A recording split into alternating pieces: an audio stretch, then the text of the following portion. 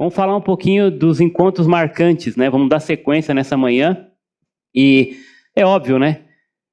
Todo encontro com Jesus é um encontro marcante.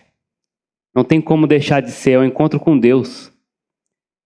E espero que tenha sido assim na sua vida algum dia e continuou, né? Sendo. Toda vez que a gente se encontra com Ele, tem que ser marcante. Jesus é Deus, o encontro com Ele tem que ser sempre transformador. E mesmo para aqueles que nunca tiveram um encontro com Jesus e nunca terão, infelizmente, nesta vida, ainda assim a Bíblia diz que um dia todos se encontrarão com Ele. E esse encontro será marcante. O encontro final também será marcante, só que de maneira muito negativa, né? Não deixa isso acontecer, porque estar aqui hoje ouvindo a mensagem é uma oportunidade para que seu encontro marcante com Ele seja maravilhoso. Maravilhoso.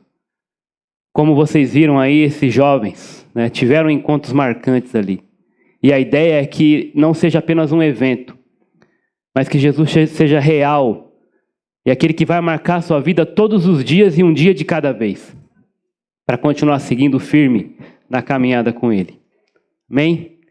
E nós vamos falar hoje de uma mulher, de um encontro marcante que Jesus teve com uma mulher, que nem tem nome. Na verdade, o nome dela não aparece na Bíblia. É a mulher samaritana. E eu quero rapidamente olhar com vocês a maneira como Jesus interage com ela. Jesus começa falando de algo que é do cotidiano. E é muito especial nessa proposta de encontro com Jesus, a maneira como ele interagia com as pessoas. Ele partia daquilo que era comum, aquilo que era do dia a dia, para chegar no ponto de se revelar como Messias, como Salvador. Isso tem muito a nos ensinar quando nós nos encontramos com as pessoas. E às vezes nós já queremos chegar falando um monte de coisa de Jesus, da Bíblia. E às vezes nós não temos nem a liberdade, ainda nem conquistamos o direito, porque não andamos com elas, não as ganhamos para nós primeiro, né? A amizade, algum tipo de contato prévio, né? De simpatia.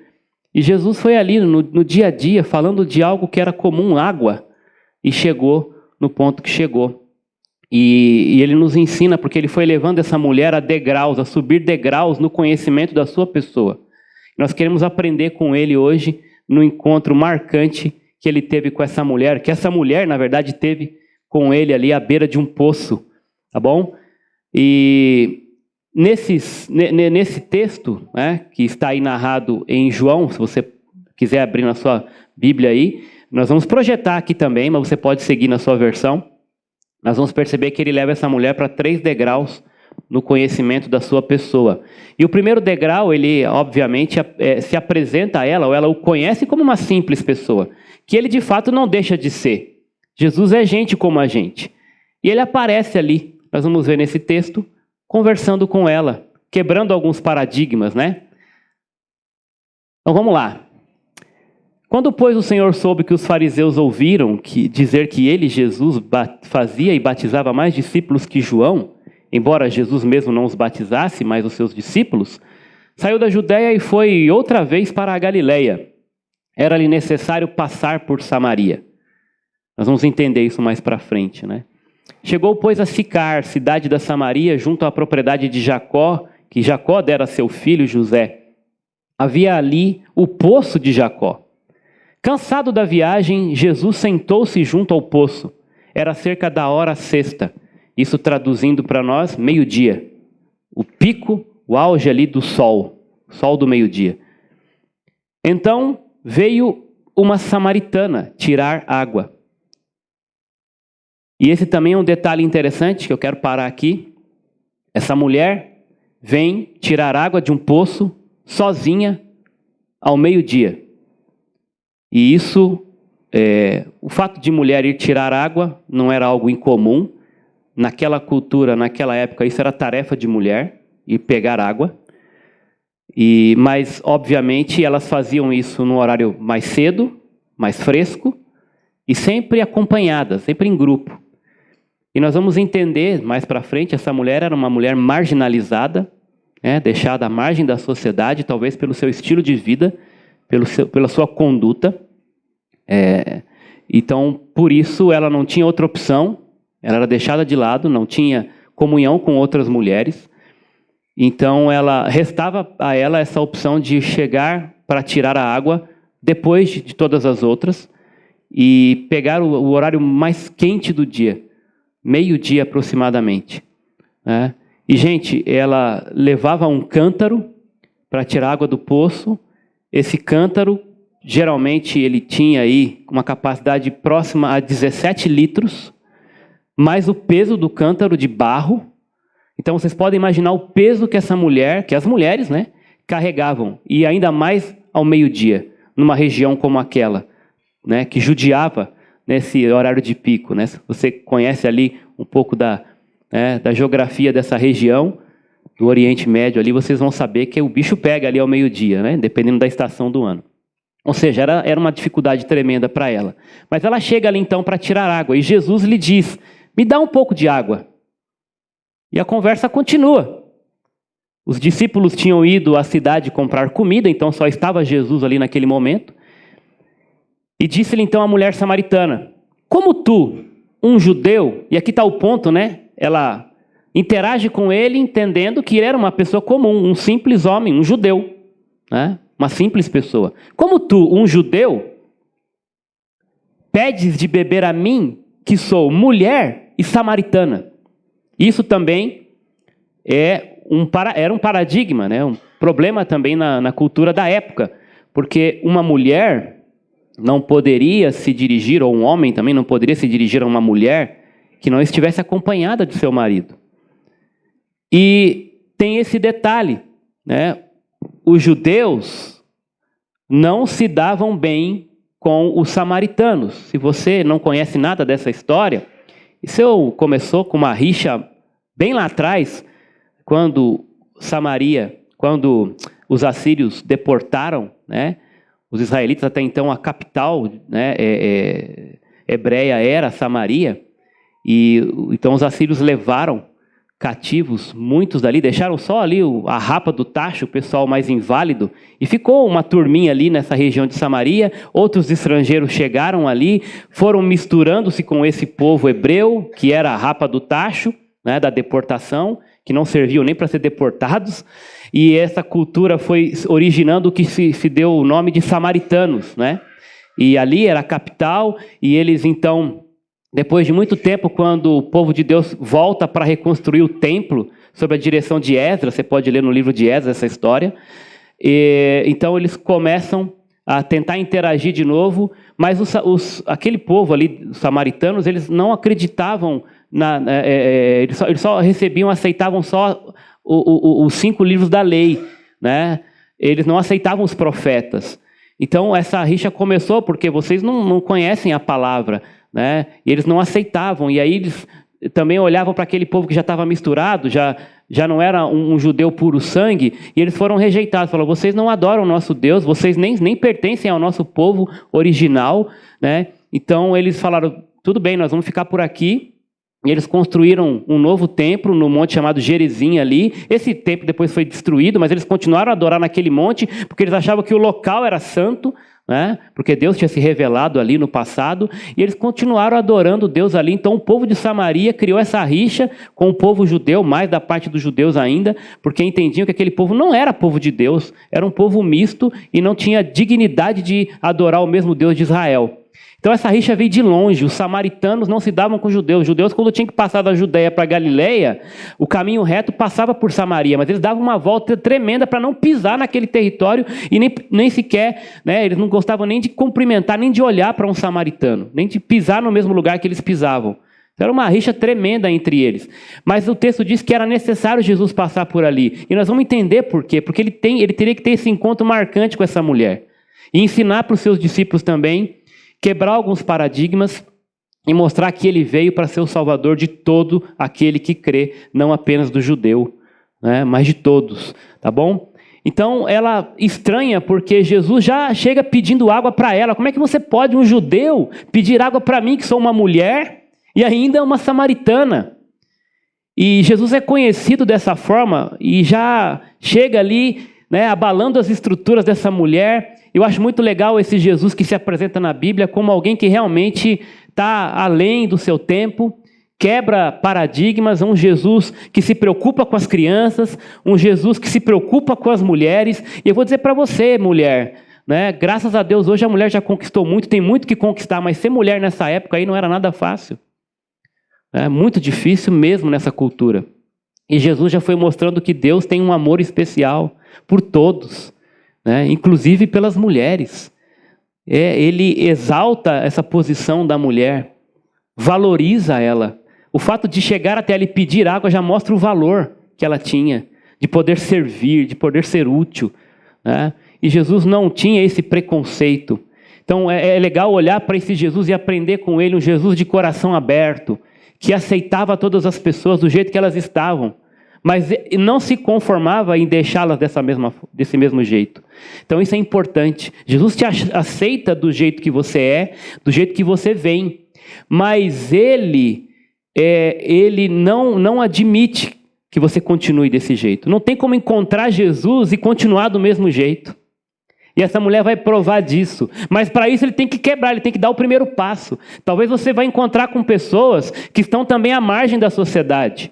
E Jesus vai nos ensinar muito a não ter preconceito com ninguém. Seja uma pessoa que se veste diferente, que tem um linguajar diferente, que tem tatuagem no corpo, tem um monte de um estereótipo totalmente, aparentemente não cristão.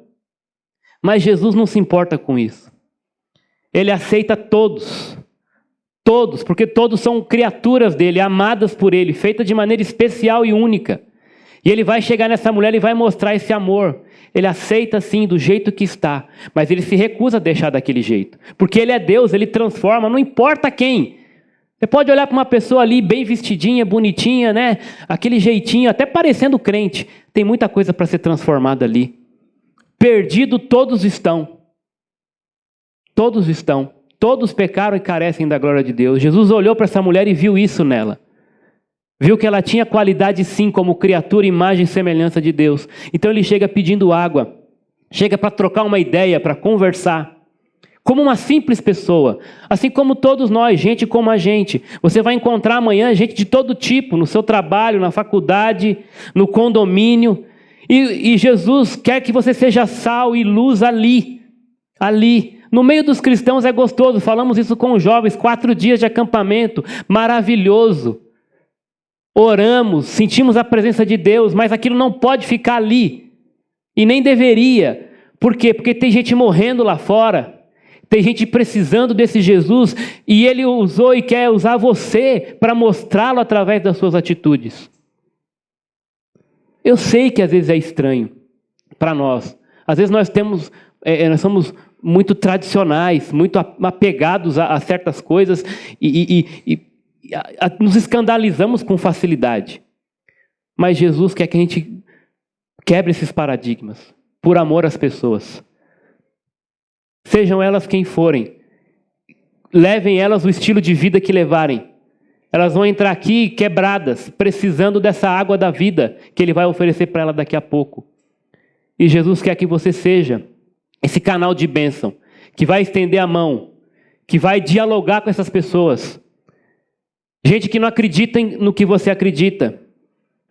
Gente que tem um estilo de vida totalmente diferente daquilo que você está acostumado. Mas é gente que precisa de Jesus. Gente que está pronta, sedenta, com o espírito faminto. Gente como a gente. E Jesus vai chegar para essa mulher e vai conversar com ela. Vai pedir água para ela. E ela fala, como é que pode você, sendo um judeu, vem pedir água para mim, que sou uma mulher samaritana? Pode voltar lá para o ponto que estava, nós vamos continuar. Mas enfim, gente, esse é o nosso Deus, esse é o Jesus. Gente como a gente, simples pessoa. E nós temos muito que aprender com Ele, sem preconceito. Nós temos uma classe sobre racismo, né? Jesus não tinha problema nenhum com isso.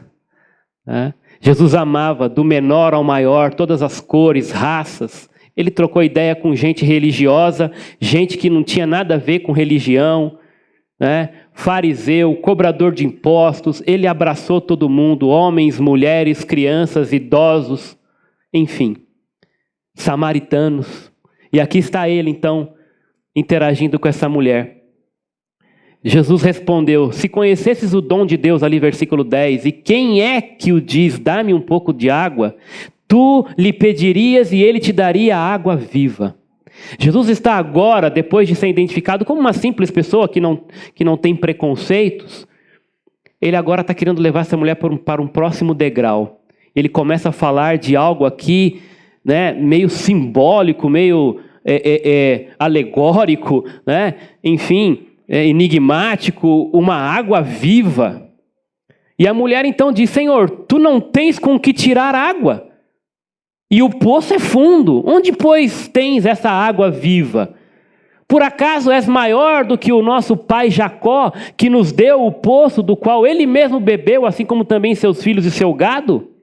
Ela está fazendo aqui uma relação lógica. Como é? Você está me dizendo que vai me dar uma água viva, mas nem recipiente para tirar água você tem, o poço é fundo. Como é que você vai arrumar? Da onde você vai arrumar essa água? Água viva. O Senhor é maior que o nosso pai Jacó? E ela está olhando para outro homem da história, um grande patriarca, e Jacó tinha feito esse grande benefício aí, né? Foi ele que deu esse poço para a gente aqui. Você é maior do que ele, por um acaso? Porque Jacó está aí, ó. Foi, assim como uma simples pessoa, um homem que, quando fez esse poço aí, foi instrumento de Deus para abençoar muita gente ali na região. Vamos colocar um poço ali, e esse poço ganhou um destaque, né? O poço de Jacó, né? Foi uma grande benfeitoria social, né? E Jesus também era a favor desse social. Jesus era um homem que também ajudava os necessitados, né? Fazia boas obras nesse sentido, né? Um Jesus que sempre foi a favor da sustentabilidade, né? O Jesus que acolhia o pobre, né? Que dava de comer, que ajudava nas necessidades essenciais. Esse é o Jesus da ação social. Ele sempre foi assim como uma simples pessoa, como todos nós também somos chamados a fazer pelo próximo essas benfeitorias, como Jacó fez.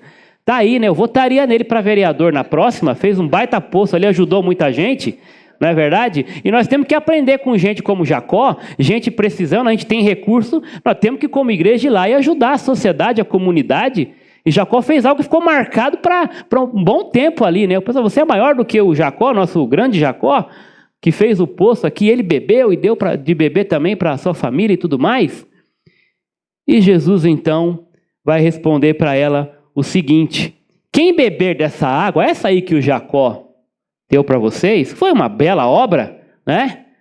Uma boa obra do Jacó, mas é a água que está aí, está parada. Quem beber dessa água vai ter um benefício, mas vai voltar a ter sede. Mas quem beber da água que eu lhe der, olha a força do argumento, nunca mais terá sede. Isso é impressionante. Que água é essa? Nunca mais terá sede. Pelo contrário, a água que eu lhe der se tornará nele uma fonte de água para jorrar para a vida eterna. Jesus está indo por um caminho agora que está dando um nó nessa mulher. Que negócio é esse? Espera aí, que água que é essa? Que história é essa? Nunca mais terá sede e vai se tornar nele uma fonte que vai jorrar para a vida eterna.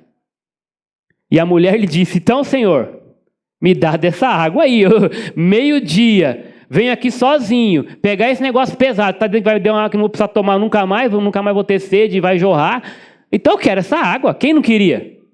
Quem não ia querer essa água? Né? Esse benefício carimbado para sempre aí, né? Talvez ela ainda estivesse pensando que era algo físico, né? Eu não vou precisar mais voltar aqui meio-dia com esse sol quente. Então, peraí, então, me dá essa água. Ela diz então, para que eu não tenha mais sede, nem tenha que vir aqui tirá-la. Então a preocupação dela ainda estava nessa questão mais física do negócio, né? Bom, se ele vai aliviar a minha carga.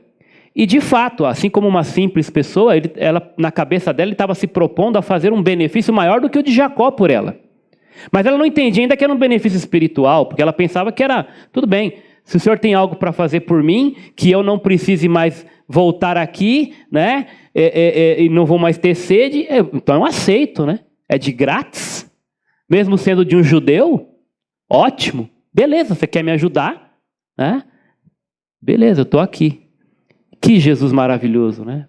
Ela já estava ali, ela já tinha sido ganha por ele nesse argumento de que ela não precisava mais passar por esse sufoco. E às vezes nós estamos mostrando Jesus nesse degrau para as pessoas. Isso é importante, é interessante. Mas não pode parar por aí. O Jesus da sustentabilidade, o Jesus que se preocupa com os pobres, com as crianças, com as mulheres, com as boas obras, de tirar a pessoa do perrengue, ajudar a arrumar um emprego. Esse Jesus que nos deu, ele mostrou esse caráter e nos deu também esse entendimento de que nós como igreja devemos ser uma igreja ativa. Mas esse Jesus aí, apesar de ser um Jesus já maravilhoso, essa mensagem desse Jesus social, ela não leva ninguém para o céu. Jesus queria levá-la para mais um degrau. Não deixou de ser importante esse Jesus que ela conheceu como uma simples pessoa. Mas agora, Jesus quer se revelar para ela em mais um patamar, como um sábio profeta, que é o que ela reconhece ali nos versículos seguintes. Ela pede essa água para Jesus. E aí Jesus diz para ela assim: olha, vai lá, chama o teu marido e volta para cá. Jesus vai começar a entrar agora numa área espinhosa da vida dessa mulher. Até então estava aparentemente tudo ok, né? É óbvio que Jesus sabia, nem precisava ser Deus, né, para imaginar que naquele horário uma mulher sozinha ali, alguma coisa não estava direito. E ele vai lá e fala: vai lá então, chama teu marido e volta aqui. E a mulher respondeu assim: eu não tenho marido. Eu não tenho marido. Então Jesus afirma: foste sincera, dizendo eu não tenho marido, pois já tiveste 5 maridos. 5 maridos. E o que tens agora não é teu marido. Isso disseste com verdade. E ele começa agora a revelar coisas que vão surpreender a própria mulher, porque ela nunca tinha visto esse homem. E ele sabe de algo muito importante, fundamental da vida dela, que ela provavelmente não tinha contado para ele ou para ninguém, quase. Mas algumas coisas eram evidentes, né? O que ele está dizendo aí, gente? Ele está dizendo que essa mulher já tinha passado por 5 maridos. Isso, vamos chegar lá. 5 maridos ela já tinha tido. Então, provavelmente, ela tinha um histórico pesado aí de divórcios. O texto não vai falar se os 5 maridos tinham morrido, se ela tinha matado os 5, não sei, ou se realmente ela tinha se separado deles de alguma forma. Enfim, o fato é que ela tinha tido 5 maridos. Vamos imaginar na possibilidade de divórcios, aqui pelo menos um ou outro. A vida dela não estava tão certinha assim. Esse é o fato. E Jesus cutuca exatamente aí. E quando você tiver um encontro marcante com Jesus, lembra que eu falei, ele vai te aceitar como você está, mas ele vai tocar na ferida, ele não vai se conformar, ele vai para fazer a limpeza, ele tem que mexer na sujeira. É ou não é? Talvez você chegou aqui nessa manhã, está querendo até conhecer esse Jesus, está disposto, e aí você fala assim: puxa, mas agora vai tocar na minha ferida. Eu fui mais a fundo, mas assim, começaram a querer investigar, e se Jesus quer entrar na minha vida e quer fazer, está doendo, está mexendo em áreas que eu não estou afim, mas é isso aí. Para melhorar, tem que limpar, tem que arrumar. Dói, né? Dói, mas é necessário. É necessário. Para voltar a andar normal, vou ter que fazer fisioterapia. Vão pegar ali e vão querer, colocar de volta no lugar. Vai doer, mas é necessário, porque é para o bem. E Jesus vai fazer isso. Então não vem com esse papo de que eu gosto daquela igreja porque lá eu me sinto bem. Ótimo, é legal, mas essa igreja também é um lugar que você vai se sentir mal, porque Jesus vai tocar na ferida. Ele vai chegar e vai falar: vai lá, chama teu marido. Ele vai chamar você para um compromisso, para uma limpeza, para uma santidade. Seja você quem for, todos nós somos pecadores, ninguém é melhor que ninguém. Divórcio é pecado. Tem que jogar limpo nessa história. Divórcio é pecado. O profeta Malaquias vai dizer que Deus vai dizer ali por meio do profeta Malaquias: eu odeio o divórcio. Nós temos que entender. Agora, é claro, nós temos várias pessoas divorciadas aqui na igreja, que entenderam o seu pecado, buscaram em Deus o perdão, a reconciliação, a nova oportunidade de fazer do jeito certo de Deus. Porque Deus criou homem e mulher um para o outro, para que se unissem, se tornassem uma só carne e fossem até que a morte separasse. E ele é pecado porque exatamente ele desvirtua, ele corrompe esse ideal, esse propósito inicial de Deus para a família. Mas Deus não rejeita um coração contrito e quebrantado. Deus não é preconceituoso. Jesus é o Deus que transforma, que faz a gente ter novos recomeços. Ele ama, ele não despreza aquele que está disposto a fazer do jeito certo. Essa mulher estava no quinto e ele aceitou. Ele não jogou fora. E ele se revela para ela. E ela vai dizer agora para ele, depois do que ele fala: o Senhor, vejo que o Senhor é um profeta. Então ela sobe de degrau. Agora ele não é mais, não pode ser, esse cara não pode ser uma simples pessoa. Ele falou coisas da minha vida que ele não sabia, nunca ninguém contou para ele. Mas como é que ele pode me dizer uma coisa dessa? Que eu de fato tive 5, e é verdade. E o que eu estou agora realmente não é meu marido. Estava ali, um ficante talvez ali, né? E Jesus está dizendo isso, ainda continua conversando com ela, numa boa. Olha, tudo bem, a gente vai chegar lá, mas eu quero que você admita, você não é essa mulher que talvez você queira passar para mim. Se entregue, eu conheço a tua vida. Não adianta você ficar vindo para a igreja bancando de santinho. Eu sei quem você é ali no dia a dia, eu sei o que está por dentro, talvez coisas que nem você imagina, eu conheço. Foi eu que fiz. Então, não se esconda.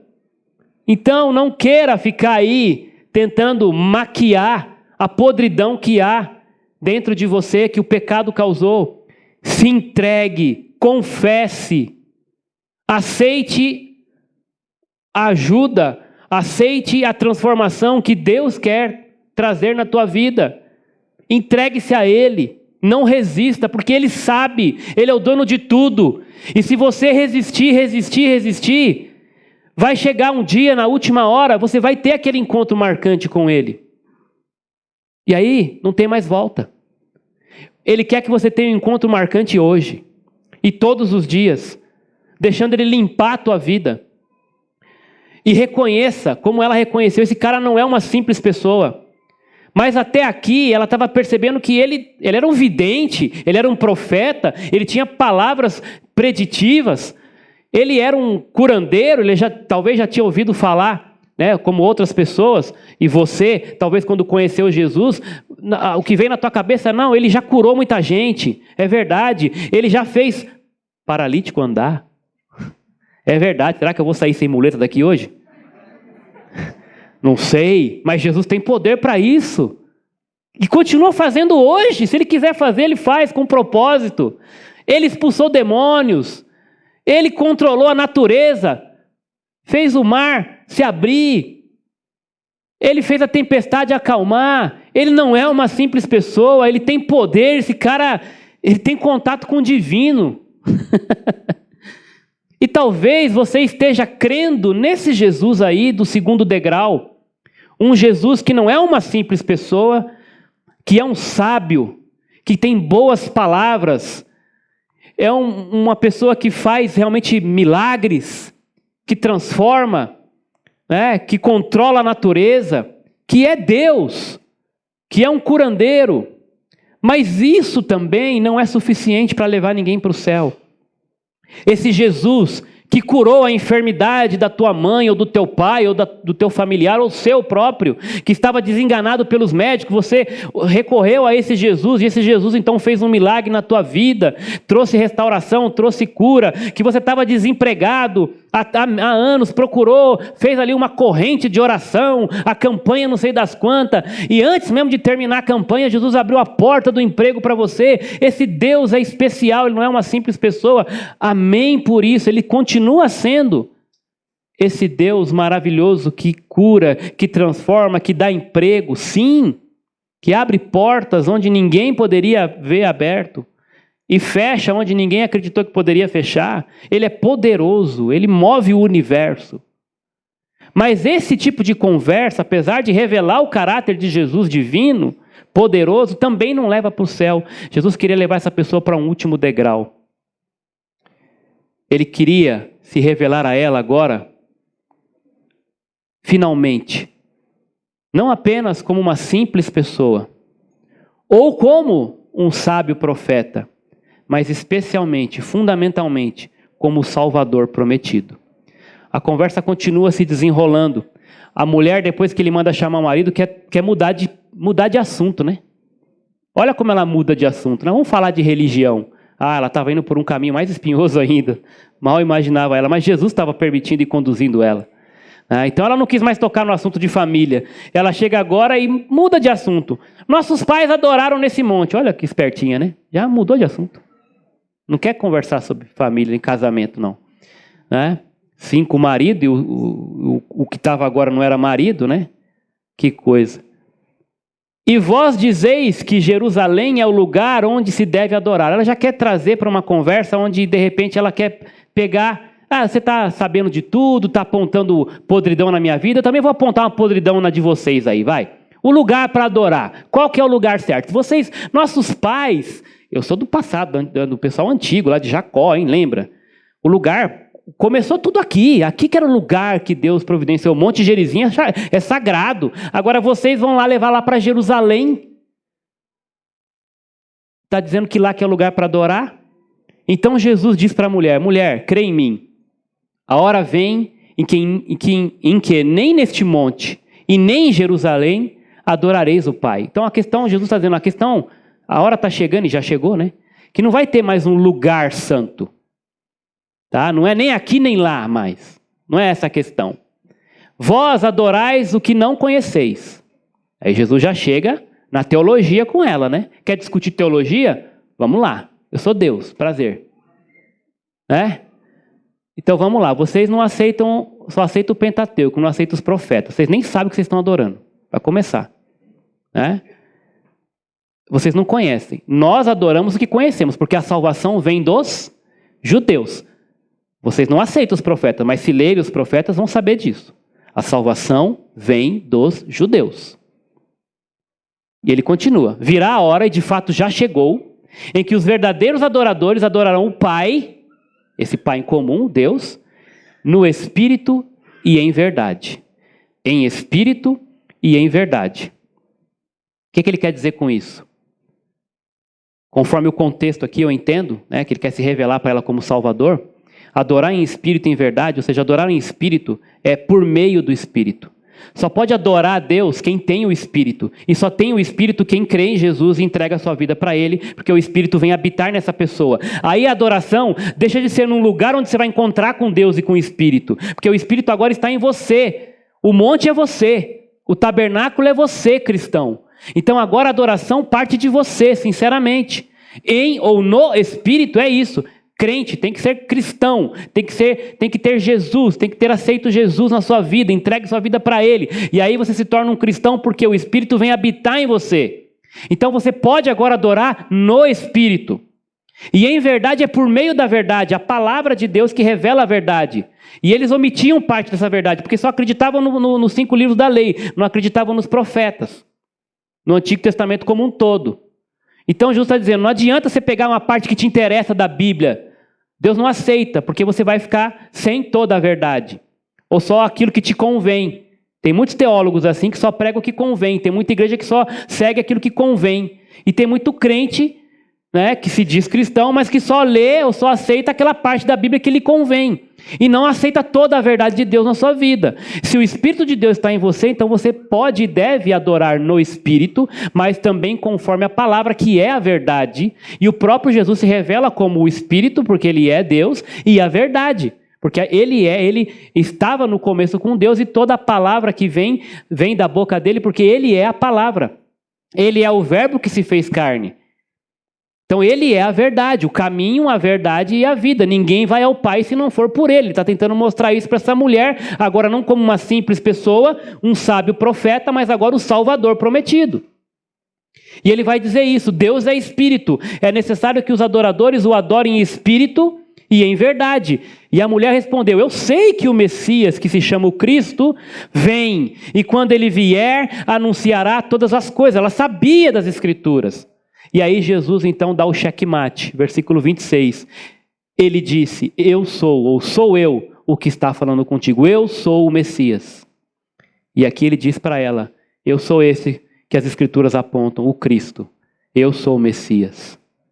Então os seus discípulos chegaram naquela hora, né, e se admiraram de ele estar falando com uma mulher. Isso para eles, né, inconcebível. Jesus já estava quebrando paradigmas para os seus discípulos também, tentando ensinar para eles também essa questão do caráter de Deus, sem preconceito, sem discriminação.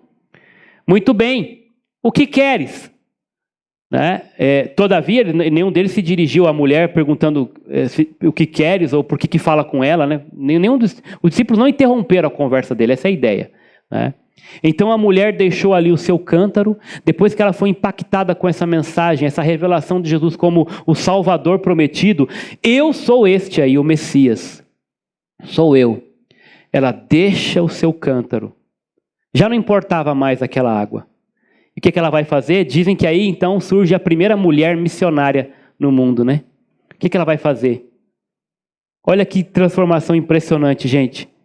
Deixou ali o seu cântaro, foi à cidade e disse para o povo inteiro: vinde ver de um homem que me disse tudo o que tenho feito. Será ele o Cristo? Saíram, pois, da cidade e foram ao encontro dele. Indo lá para o 39, olha o resultado dessa fé dessa mulher. Da fé que a levou a proclamar esse Cristo. Muitos samaritanos daquela cidade creram nele. Por quê? Por causa da palavra da... Por causa da palavra da... Ou do testemunho da mulher. Gente, vocês conseguem imaginar o que aconteceu aqui? Aquela mulher marginalizada, derrotada, talvez deprimida, que ia todo dia ali, ou algumas vezes por semana, pegar água ao meio-dia, sozinha, talvez não tinha amigos, mal falada na cidade, porque o pessoal passava lá, vem aquela lá, ó. E aí, tá sabendo da última? Tá com um cesto aí, ó. Coitado, mais um. Mal falada, marginalizada, tem um encontro com Jesus e a vida dela muda. De uma hora para outra, essa mulher se sente valorizada, se sente importante, sente que Deus a ama e tem um plano para ela. E ela não se contém, e ela não quer nem saber mais. Ela sai dali e começa a falar para todo mundo: eu encontrei o Cristo, eu encontrei o Messias, venham ver. E muitos vão crer por causa do testemunho dela. Você se sente marginalizado? Você se sente inútil? Você se sente desvalorizado? Se sente pequeno? É porque não teve um encontro verdadeiro ainda com Jesus. Porque quando tiver, ele vai dar sentido para a tua vida. Ele vai transformar o teu testemunho de derrotado para alguém, filho do Deus Todo-Poderoso, que tem uma mensagem poderosa, a cura para todos aqueles que estão morrendo aí fora. Não importa, de novo, a roupa que você veste, o dinheiro que você tem na conta, a sua escolaridade, a sua cor, o seu sexo, o seu gênero. Jesus transforma, e quando você se entrega para Ele, Ele vai mexer na ferida, mas você vai perceber que Ele não é uma simples pessoa, e nem apenas um sábio profeta, mas que é o Salvador prometido, e que é isso que as pessoas precisam ouvir lá fora. Em que degrau você está? Então os samaritanos foram até ele e pediram que ficasse, e ele ficou ali 2 dias. Coitados dos discípulos, 2 dias em Samaria, com os samaritanos. Eles tinham que aprender essa lição. E muitos outros creram por causa da sua palavra. E diziam à mulher: já não é pela tua palavra que cremos, pois agora nós mesmos temos ouvido e sabemos que este é verdadeiramente o Salvador do mundo. Olha o que a mulher fez. Discipulou, né? Falou e agora as pessoas estão indo na fonte, direto com Jesus. Que maravilha. Em que degrau você está?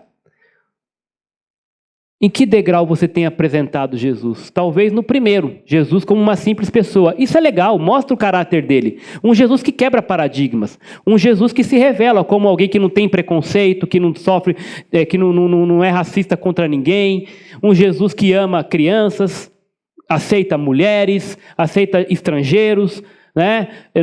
Não tem essa questão de preconceito com religião de ninguém. Ele ia, conversava com todo mundo, condição social, aceitava pobres, ricos, falava com todos, interagia com todos, ajudava a suprir necessidades físicas da sociedade.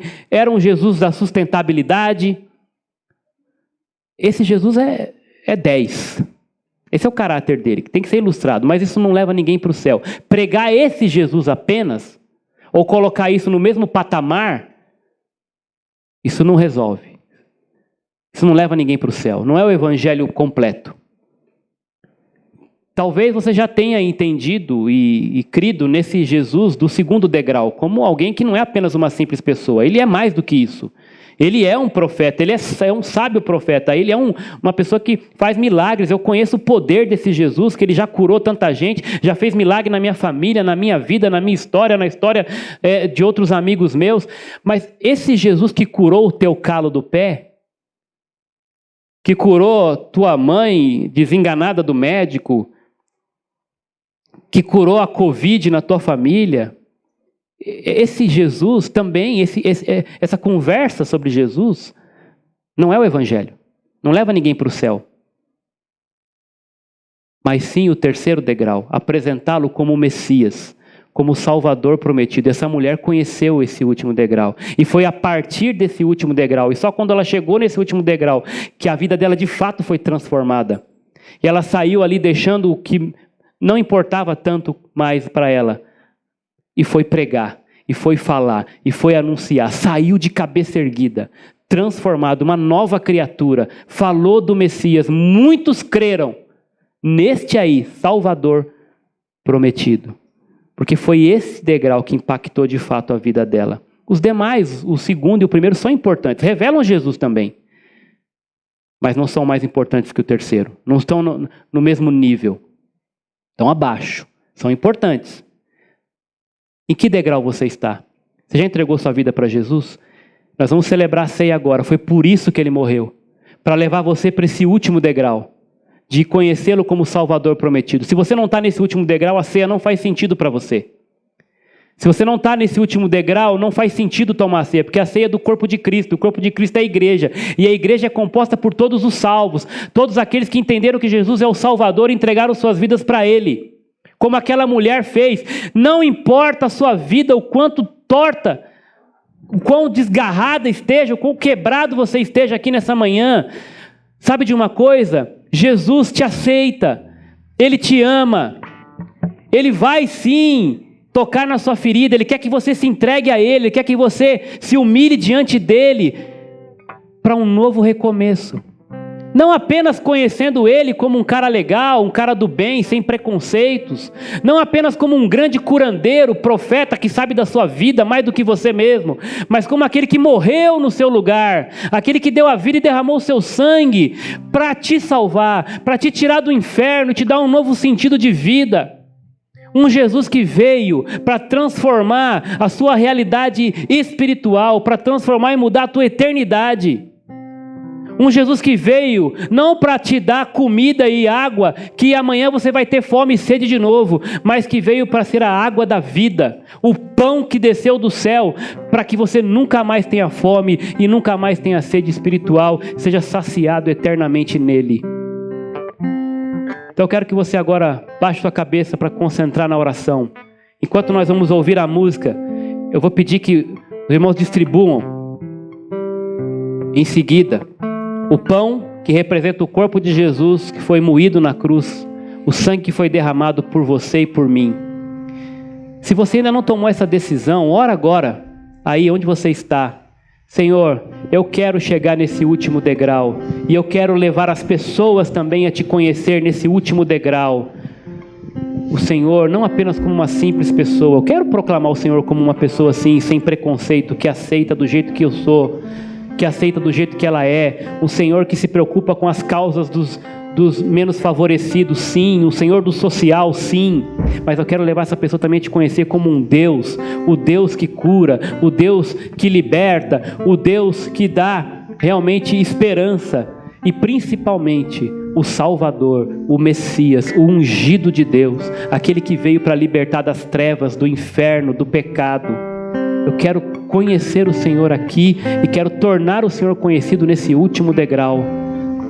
Se você está aqui nessa manhã e ainda não teve esse encontro com Jesus, mas hoje você disse: pastor, eu entendi, eu quero subir até o último degrau hoje, eu entendi que Jesus é o Salvador da minha vida, eu quero entregar minha vida para Ele hoje. Faz um sinal com a tua mão, nós vamos orar pela tua vida, nós vamos orar por você e pedir que Deus dê a graça de você continuar com Ele nesse último degrau. Levanta sua mão bem alto para eu ver, quero orar por você agora. Eu entendi, eu quero ter um encontro com Jesus hoje, nesse último degrau. Para mim, até hoje, ele era uma simples pessoa, um sábio profeta, mas para mim, ainda hoje, até hoje, ele não era o Salvador. Eu quero entregar minha vida a esse Salvador, quero andar com ele. Tem alguém assim? Amém, amém, glória a Deus.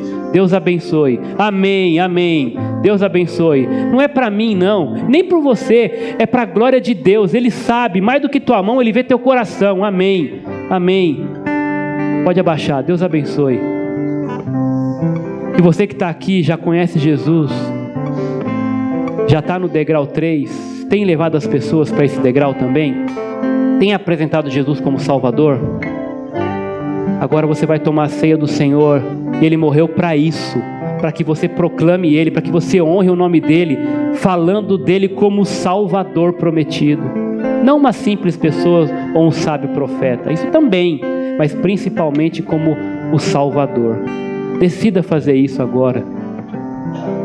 Confesse ao Senhor se você tem pecado nesse sentido, não tem proclamado Jesus como Salvador, não tem mostrado Ele na tua vida.